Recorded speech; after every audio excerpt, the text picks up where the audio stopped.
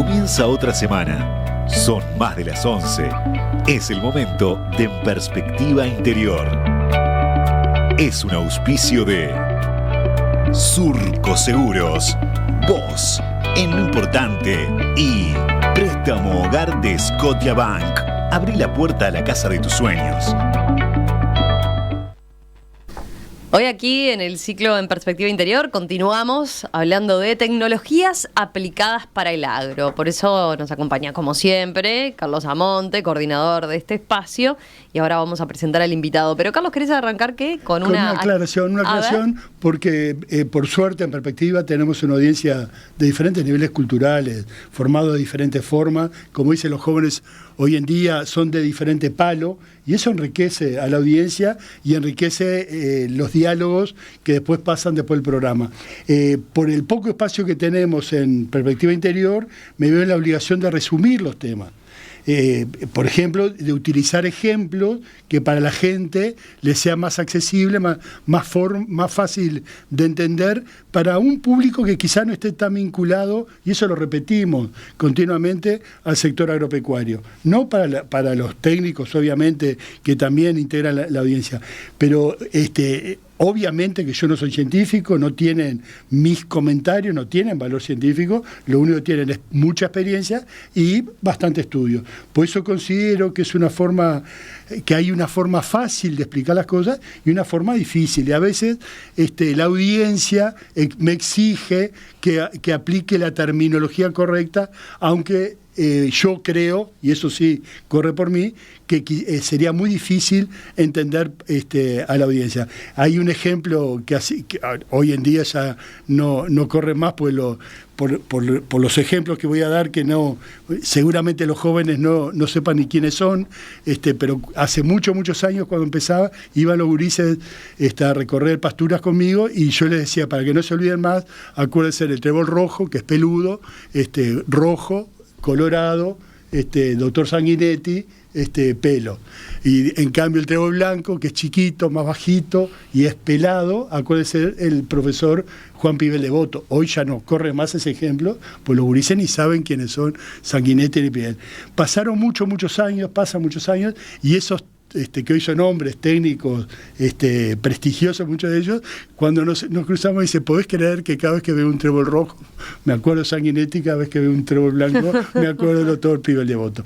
Ese método, que no es científico, es simplemente para ayudar a que la gente entienda. Entonces, por eso a veces le pido esta breve aclaración, era para pedirle disculpas a los agrónomos, veterinarios y productores que muy cariñosamente me indican alguna diferencia muy sutil, que son bien recibidas, por supuesto, pero que sepan que esos errores a veces son a propósito para que esta audiencia entienda un tema que a veces no es fácil. ¿Cómo explicar un tema que no es fácil en forma, que es difícil de por sí, en forma difícil? Y hoy es el ejemplo de hoy, ¿no?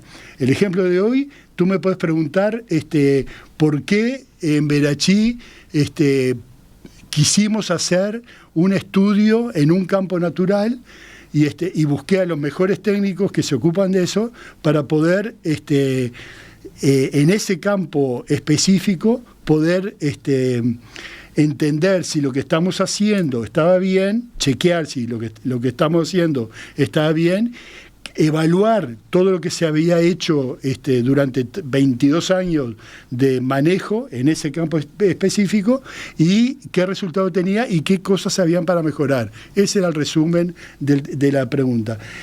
Te lo puedo decir, que dentro de la biodiversidad de pastizales de Verachí, que tengo una especie, Saccharum angustifolia, que es una gramínea perenne, estival, estival tardía, frenadora, formadora de maciegas de muy baja palatabilidad, la familia Poaceae, del género Saccharum, que es especie Angustifolium, que está descrita en el tomo 42 del año 1836 de la Academia Científica de San Petersburgo. ¿Alguien entendió algo? No, ¿para qué lo voy a decir?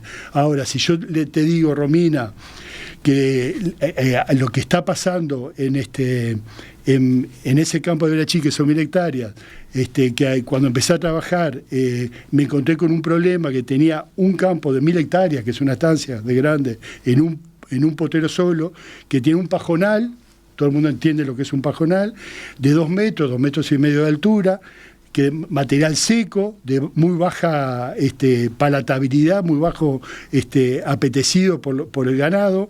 Abajo de la tierra no había nada, abajo de ese pastizal no había nada, no se veía a lo lejos si había un animal caído, o sea, para recorrer era horrible, podía estar caído, muerto, y no se veía entre esa mugre, entre comillas, y que se llama paja estalladora, pues porque cuando se prende fuego, estalla como si fueran fuego pirotécnico, como si fueran cohetes.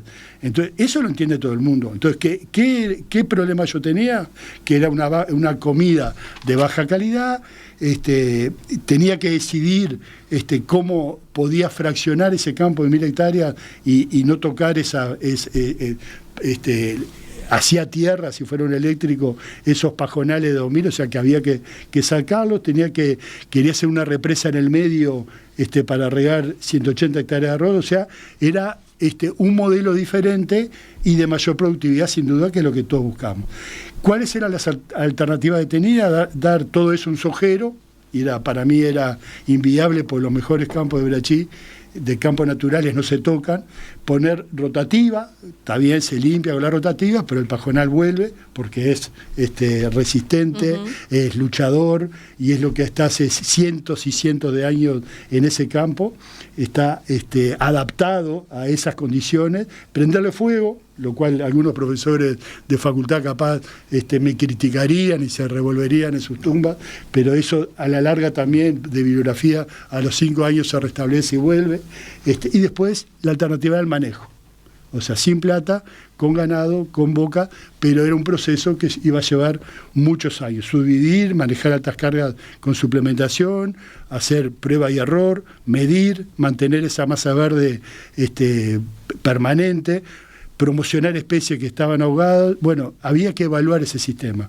Entonces, cuántos kilos de ganado ingresaban y cuántos salían, cuánto se producía, la sanidad, cómo se comportaba en ese potero sanitariamente ganado, cuál era el consumo de suplementos. Había una dieta que le proporcionaba el campo y había que suplementarlo con algo, sal y pimienta, para que sea mejor consumido y que dé mejores resultados. Ese sistema que era para vacas y vaquillón era para inseminar. O sea que el mejor resultado era cuando se inseminaban, y al final del proceso tenía un tercio, se inseminaba muy temprano, se preñaba muy temprano, un tercio casi normal y un tercio un poquito después, un tercio con 18 meses, un tercio con 20 y un tercio con 24. Se van rotando las parcelas de 70 hectáreas que se mueven entre 7 y 10 días, lo cual hace un manejo muy, muy agradable y muy fácil de hacer y de cumplir, porque a veces se hacen proyectos que son muy estrictos, muy de rotaciones diarias, de rotaciones hasta horarias, como pueden hacer los tamberos, pero que después en la práctica no se pueden mantener en el tiempo. El tema sanitario estaba controlado con un sistema de grupo techo de un laboratorio que nos va midiendo las cargas parasitarias, y el resultado es bueno porque las vacas se terminan preñando, que era el objetivo. El campo está limpio después de 22 años, pero todo eso lo tenía, que van estudiantes de agronomía todos los años del grupo de campo natural de visita, lo tenía que pasar a papel, demostrar lo que una cosa era el relato. Una cosa el relato y otra cosa eran los datos. Me faltaban los datos. El relato yo lo tenía con 22 años de experiencia, el dato me faltaba, entonces ahí invité al queridísimo dos amigos profesionales que se dedican a relevar esos datos y se dedicaron toda su vida al manejo campo natural y de pasturas, de lo cual hoy tenemos el agrado de tener uno de los invitados. Está con nosotros el ingeniero agrónomo Daniel Formoso, que es fue profesor de Carlos y dice que sobrevivió, parece, y consultor internacional de larga trayectoria, además, especialista justamente en estos temas.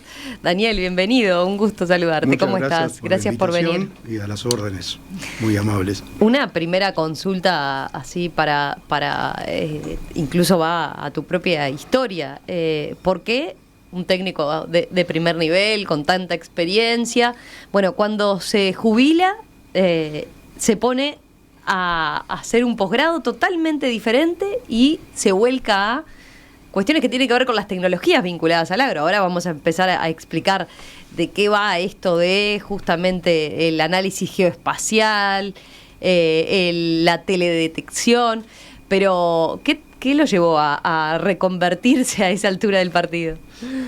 Mira, siempre tuve una preferencia en mi carrera de estudiante y después profesional sobre las pasturas. Y a medida que y tuve un mentor que me guió en todos mis conocimientos, que fue el profesor Bernardo Rosengurt. Y cuando iba a terminar ya mi compromiso con distintas instituciones, que fue primero el SUL, después INIA, después primero Facultad de Agronomía, tenía que seguir vinculado de alguna forma a seguir relevando las pasturas. Y ya no iba a contar con las facilidades de trasladarme a distintos puntos del país y verlas a 15 centímetros del suelo. Bueno, la forma de hacerlo era mirarlas a 700 kilómetros de distancia, todos los días con material disponible. Y para eso no tenía otra forma que aumentar el conocimiento en ese tipo de técnicas. Además me gustaban ese tipo de técnicas y tenía la intuición de que por ahí iba el futuro. Y quería encontrarme con él en algún punto.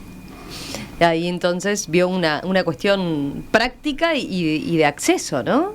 Sí, no solo práctica, sino que era la forma de estar en todos lados sin tener que trasladarme.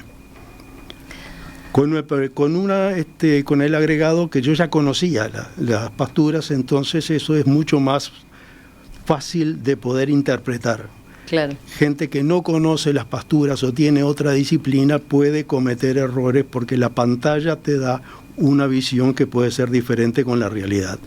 Y eso hay que profundizarlo. Una vastísima carrera en la cual recorrió todo el país, revisando, relevando las diferentes pasturas que están en el Uruguay. Eso acumulado a una información objetiva que le dan los satélites, que él lo puede hacer desde un escritorio, es una sumatoria explosiva. Pero lo que hace Daniel y Pablo Bugliano, que es la otra pata del proyecto que ellos no dejan de ir al establecimiento, ¿no? Durante el trabajo que hicieron en Berachí, aparte de bajar, ahora vamos a ir cómo se hizo ese trabajo, aparte de bajar toda la información teórica o que está acumulada en forma en los satélites, aparte de bajar esa información, después iban a chequear que lo que veían en el campo coincidía con lo que ve. Pero tenés un ejemplo que me encantaba, el de cuando no coincide, tú venís, ves en la computadora que un campo está todo verde y después, para que la gente entienda, después cuando vas al campo, eso que te parecía que era espectacular porque era una pradera todo verde, era una maleza. Entonces eso hay que está después de ver los datos teóricos, está la experiencia y el técnico que evalúa si lo que ven, cuánto vale y si tiene valor. Una pregunta capaz antes de eso, porque podemos decir, bueno, expliquemos qué es el análisis geoespacial, ¿no? Y la teledetección o telemedición. Específicamente, ¿en qué consiste? ¿Qué es lo que se puede observar a distancia en relación a esa visita más al predio? La teledetección es técnica de tomar, digamos, características de un objeto sobre la superficie terrestre sin entrar en contacto con él. Y el análisis geoespacial es todos los atributos que sobre ese objeto hay, se miden, se analizan y se ubican en el espacio, dónde están y cómo pueden, en el tiempo, cómo pueden desarrollarse, ¿no? ¿Y la teledetección cómo se hace? ¿Mediante qué procedimientos? ¿Satélites? En general ¿sensores? hay, no sé. una cosa es el satélite, que es un chasis donde el sensor está instalado. Entonces los sensores son de diferente capacidad, los satélites también. Y ahí emiten imágenes que tienen determinadas características que son almacenadas y después, algunas son tratadas y después están disponibles en las distintas bibliotecas. La teledetección, ahora hay ya, por ejemplo, la serie Sentinel, la serie Landsat, son series, sobre todo la Landsat es una serie la más antigua quizás, donde hay información desde el año 84, que es la que utilizamos en Verachí, para ir estudiando cómo fue la evolución de las condiciones del predio donde nos queríamos investigar, ¿no? Pero esas son bibliotecas donde están almacenadas imágenes, algunas de libre acceso, otras no. Ahí estamos viendo la evolución, ¿no? Para los que están siguiendo la transmisión en el video, ahí tienen lo que son distintas imágenes de distintos momentos, ¿no? 2003 es un predio, el predio del que hablaba Carlos en Verachí, del 2003, y cómo evolucionó hasta 2023, ¿no? Ahí ves los colores como va de negro a verde. O sea, para hacerlo bien sencillo, de negro, de baja producción ganadera, era material seco, del pajonal, y el verde, ya ese pajonal dominado, bajo, compitiendo con otras malezas y otras, porque aparecen también malezas, y otras especies de alta producción, lo cual te va a dar mayor productividad y solamente utilizando boca, utilizando el ganado. El ganado fue el que hizo ese trabajo con obviamente el conocimiento humano, pero no hay herbicida, no hay rotativa, no hay gasto de fertilizante ni de semillas introducidas. Es manejando la pastura natural, con bocas, con altas cargas instantáneas. Estamos hablando que en 70 hectáreas manejo 500, 600 vaquillonas, y que tienen un autoconsumo, y que tienen un centro de agua, y que tienen un centro de sombra, en lo cual todo con eléctrico, con muy bajo costo para hacerlo, y baja mano de obra, por lo que te decía, con movimientos una vez por semana. La idea es que las vacas vuelven a comer a la misma parcela después de 42 días, 45 días, dejando el campo bajo, y cuando vuelven el campo tiene 2/4 de altura, o sea, 40, 50 centímetros. Ese es el resumen del sistema. Daniel, ahí, ¿cómo fue ese trabajo en Verachí? Después hablaremos de otras aplicaciones, digamos, que tiene la teledetección o el análisis geoespacial, pero en el caso de Verachí, a ver cómo fue, cuánto tiempo les insumió, cómo hicieron entonces esta comparación, teniendo esa posibilidad, ¿no?, de rastrear esos datos para atrás. Bueno, yo te diría que la visita al campo para ver qué tipo de material era, y ahí tener una idea de diferenciar las distintas unidades de vegetación que son las principales, porque el sensor que utilizamos era un sensor de 30x30, un sensor Landsat, que no permite un análisis muy detallado de las especies. Tampoco era ver especies, sino cómo se movían las grandes unidades de vegetación, que eran las que cuestionaban y interferían con la productividad. Uh-huh. Después de estar determinadas, entonces se hizo un entrenamiento de la imagen más cerca del 2023.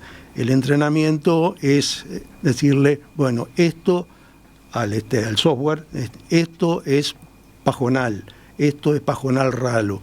Búscame dentro del área cuánto pajonal hay y cuánto pajonal ralo hay, basados en lo que yo te dije.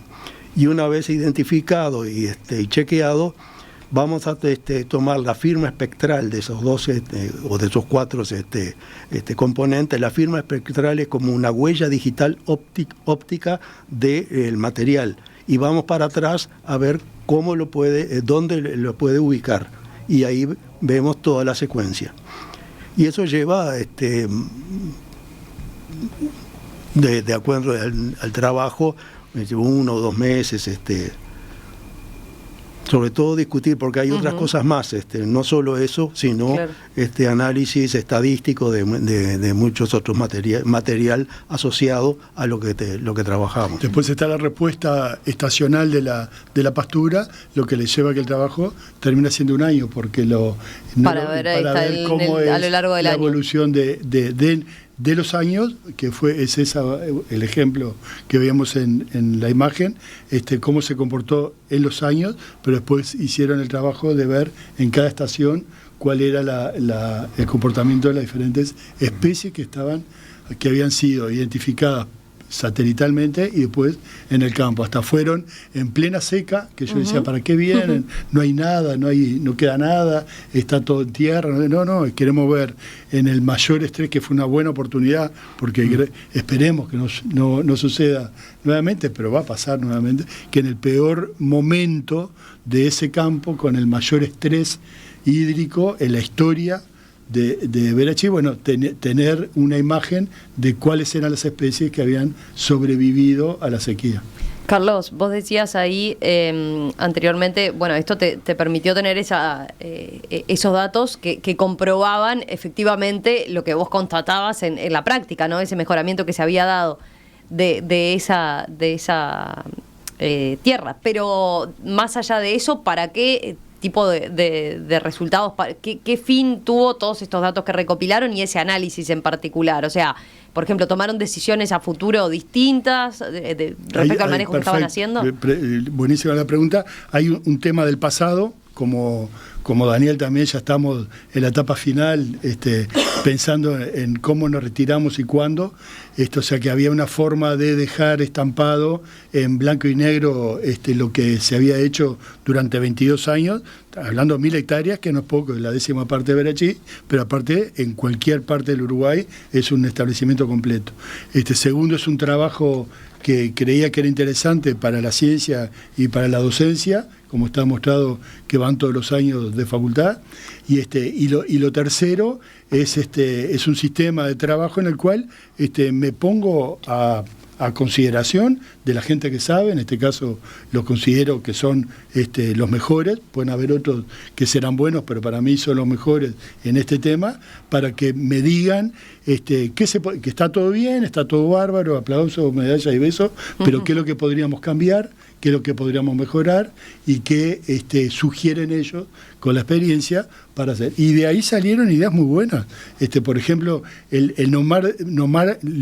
que llegaran a la conclusión que el diseño de las parcelas estaba bien hecho, para mí fue una tranquilidad, porque podía ser una de las parcelas tienen una parte en la zona alta, una parte en la zona media y otra parte en el bajo. Todas las parcelas. Una de las posibilidades era, poner lo de alto en una zona, todo lo del medio, para lluvia de ideas. Y está bueno someterse a decir qué se puede cambiar. Me dijeron que no, que las parcelas era el mejor diseño que se podía hacer. Después lo otro, que era el manejo, que no es un reloj. La parcela 1 comen en el día 1, la semana 1, la parcela 2 comen la semana 2, no. Yo las muevo de acuerdo a la mejor oferta de forraje del momento, porque como seres vivos que son, no siempre se comportan de la misma manera y no son las mismas especies que están participando en cada una de las parcelas. Y una sugerencia así, que no lo hacía y lo empecé a hacer, es que en momentos de mucha oferta, abrir todas las parcelas y hacer pastoreo continuo, o sea, open mind, y poder corregir. Y eso fue un aporte bueno, como un verano como que si yo hubiera mantenido el rotativo, las últimas parcelas se me hubieran empajonado. Al dejarlos abiertos, las mantuve todo, no peleé ningún campo, pero ningún campo se me fue de las manos.